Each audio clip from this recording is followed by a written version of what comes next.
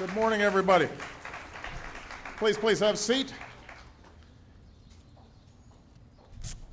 Well, as president, my top priority is to do everything I can to reignite what I consider to be the true engine of the American economy, a rising, thriving middle class. That's what I think about every day. That's the driving force behind every decision that I make. And over the past 3 years, our businesses have created nearly 6.5 million new jobs, but we know we can help them create more. Corporate profits are at an all-time high, but we have to get wages and incomes rising as well. Our deficits are falling at the fastest pace in years, but we can do more to bring them down in a balanced and responsible way. The point is, our economy is poised for progress, as long as Washington doesn't get in the way. Frankly, the American people deserve better than what we've been seeing, a short-sighted, crisis-driven decision-making, like the reckless, across-the-board spending cuts that are already hurting a lot of communities out there. Cuts that economists predict will cost us hundreds of thousands of jobs during the course of this year. If we want to keep rebuilding our economy on a stronger, more stable foundation, then we've got to get smarter about our priorities as a nation. And that's what the budget I'm sending to Congress today represents. A fiscally responsible blueprint for middle-class jobs and growth. For years, the debate in this town has raged between reducing our deficits at all costs and making the investments necessary to grow our economy. And this budget answers that argument because we can do both.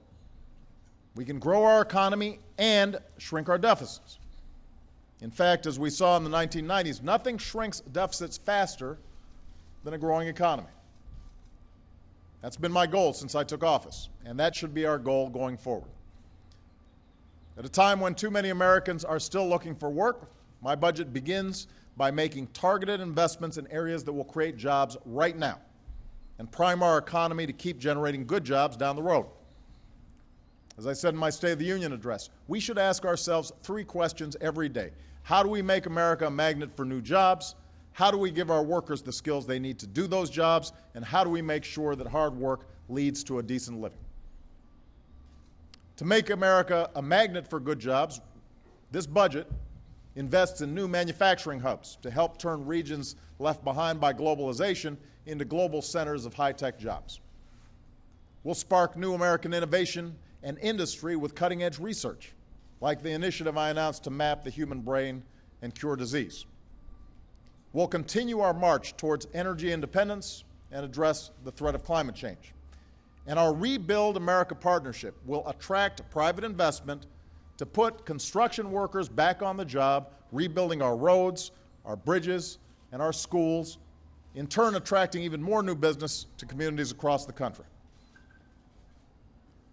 To help workers earn the skills they need to fill those jobs, we'll work with states to make high-quality preschool available to every child in America. And we're going to pay for it by raising taxes on tobacco products that harm our young people. It's the right thing to do. We'll reform our high schools and job training programs to equip more Americans with the skills they need to compete in the 21st century economy. And we'll help more middle-class families afford the rising cost of college. To make sure hard work is rewarded, we'll build new ladders of opportunity into the middle class for anybody who's willing to work hard to climb them. So we'll partner with 20 of our communities hit hardest by the recession to help them improve housing and education and business investment. And we should make the minimum wage a wage you can live on, because no one who works full-time should have to raise his or her family in poverty.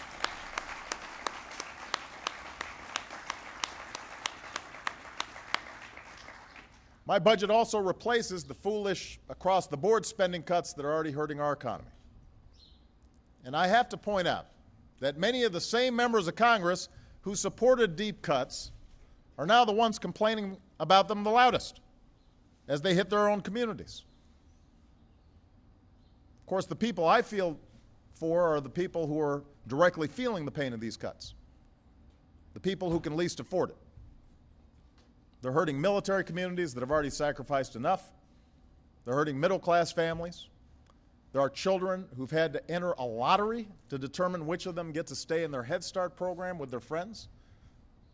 There are seniors who depend on programs like Meals on Wheels so that they can live independently, but who are seeing their services cut. That's what this so-called sequester means. Some people may not have been impacted, but there are a lot of folks who are being increasingly impacted all across this country. And that's why my budget replaces these cuts with smarter ones, making long-term reforms, eliminating actual waste and programs we don't need anymore. So building new roads and bridges, educating our children from the youngest age, helping more families afford college, making sure that hard work pays. These are things that should not be partisan. They should not be controversial. We need to make them happen. My budget makes these investments to grow our economy and create jobs, and it does so without adding a dime to our deficits. Now, on the topic of deficits, despite all the noise in Washington, here's a clear and unassailable fact. Our deficits are already falling. Over the past 2 years, I've signed legislation that will reduce our deficits by more than $2.5 trillion, more than two-thirds of it through spending cuts, and the rest through asking the wealthiest Americans to begin paying their fair share. That doesn't mean we don't have more work to do, but here's how we finish the job.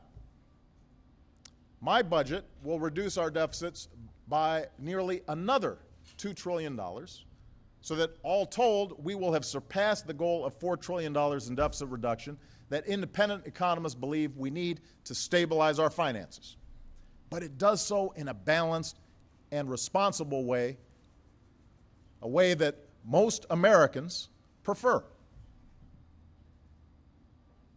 Both parties, for example, agree that the rising cost of caring for an aging generation is the single biggest driver of our long-term deficits.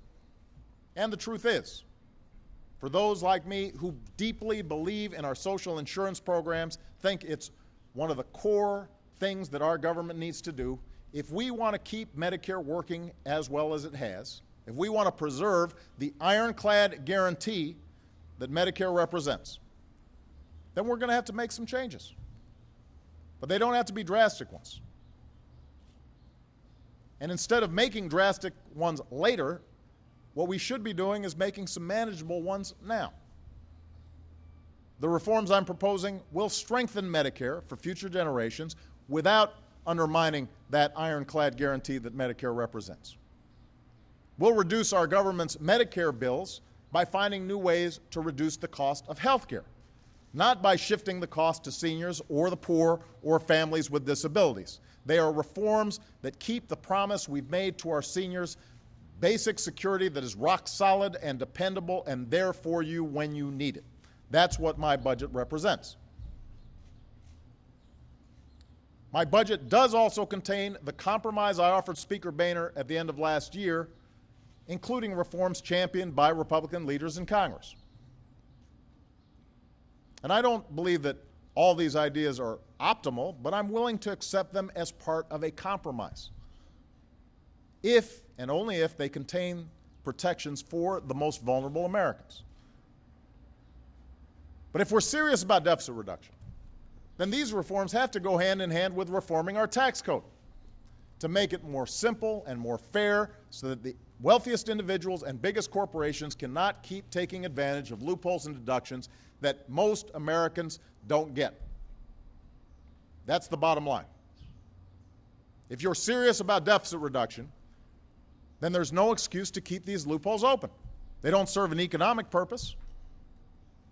They don't grow our economy.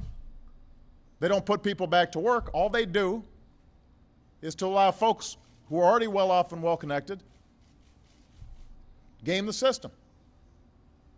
If anyone thinks I'll finish the job of deficit reduction on the backs of middle-class families or through spending cuts alone that actually hurt our economy short-term, they should think again. When it comes to deficit reduction, I've already met Republicans more than halfway, so in the coming days and weeks, I hope that Republicans will come forward and demonstrate that they're really as serious about the deficits and debt as they claim to be.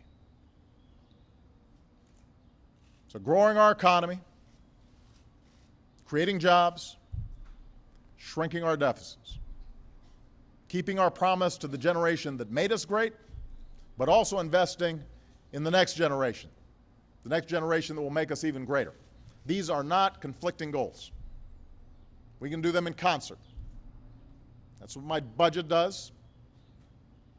That's why I'm so grateful for the great work that Jeff Zients and his team have done in shaping this budget. The numbers work. There's not a lot of smoke and mirrors in here. And if we can come together, have a serious, reasoned debate, not driven by politics, and come together around common sense and compromise, then I'm confident we'll move this country forward and leave behind something better for our children. That's our task. Thank you. God bless you. God bless the United States of America.